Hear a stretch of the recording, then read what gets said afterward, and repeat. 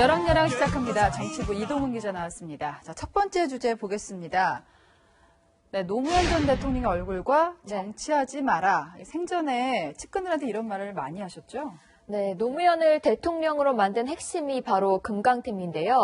금강팀에 참여했던 윤석규 전 청와대 행정관은 SNS에 여러 친구가 불미스러운 일로 감옥에 갔고 정치적으로 재개하기 어려운 신세가 됐다. 네. 노 전 대통령이 이걸 내다보고 정치하지 마라라고 했던 걸까라고 적었습니다.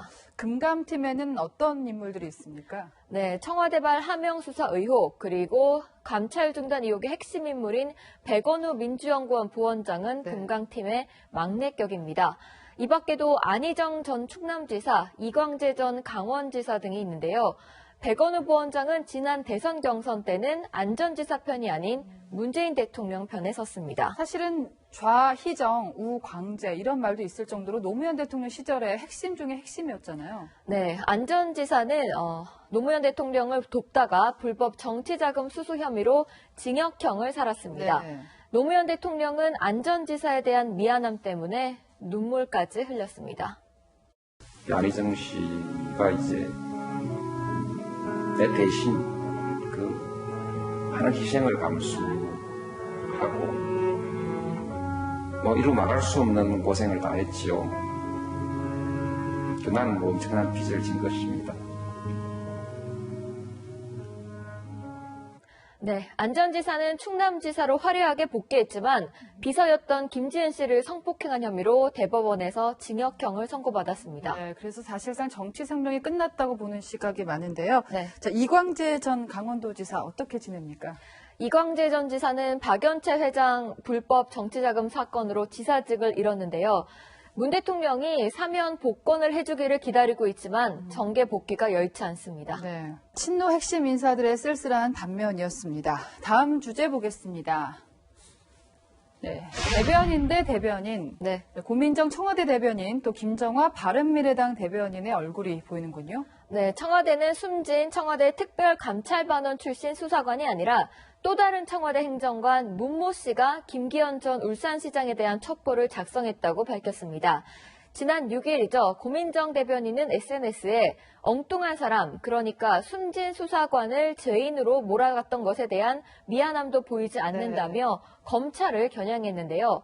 김정화 대변인은 아무도 고인을 죄인으로 지목하지 않았다며 직격탄을 날렸습니다. 울산에 내려가서 고래고기 환부 사건에 대해서 알아봤다.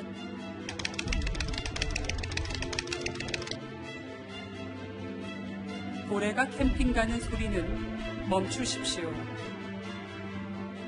네, 저는 궁금했던 게 청와대가 숨진 수사관은 울산에 내려가서 고래고기 사건만 알아봤다. 아까 대변인 말도 나왔지만 그렇게 해명을 했는데 네. 여기서 캠핑장이 갑자기 등장을 하거든요. 네, 그 첩보를 작성한 문모 행정관이 네. 송병기 울산시 경제부시장에게 제보를 받은 것으로 알려졌는데요.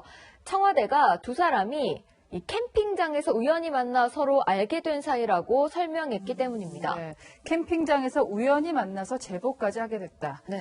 네, 청와대의 해명입니다. 예, 설명이고요. 다시 김정화 대변인으로 돌아가서요. 사실 김정화 대변인이 그렇게 대중적으로 잘 알려진 정치는 아니에요. 그런데 상당히 많은 어록들이 있습니다. 기자들이 인용할 만한 촌철살인 같은 말들이 많았잖아요. 네, 김정화 대변인은 국민의당 출신인데요. 조국 전 법무부 장관에 대해서요. 이렇게 비판했습니다. 재인천하 조국 독존의 시대, 국가적 혼란과 국정 손실이 너무 큽니다. 네, 신문 헤드라인 같은 표현을 많이 쓴다는 걸 느꼈는데 아나운서 입장에서 보면은 메시지를 전달하는 방식 있잖아요. 화술 같은 것들이 조금 아쉽다. 그래서 전달이 잘 안 되는 거 아닌가 하는 생각은 해봤습니다. 네. 다음 주제 보겠습니다. 유승민 의원, 청바지. 청바지를 별로 안 좋아한다고 들었거든요. 예. 네, 오늘 바른미래당 비당권파 의원들이 신당 창당을 위해 발기인 대회를 열었는데요. 드레스 코드가 이 청바지였습니다. 네. 청년이 바라는 지금 이 순간이라는 의미를 담은 건데요. 그런데 유승민 의원 역시 청바지를 입지 않았습니다. 네. 다른 의원들 보니까 대부분 청바지를 입고 있고요. 유승민 의원은 왜 안 입은 겁니까? 유승민 의원은 밝은 좀 회색 면바지를 입었는데요. 네. 유 의원 측에 직접 물어봤더니 면바지를 입은 다른 의원들도 있었다. 네. 별다른 뜻은 없다고 말했습니다.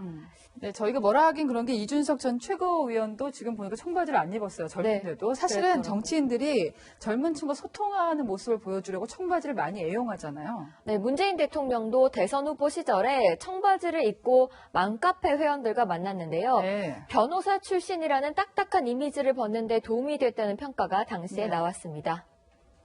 청바지 패션 어때요?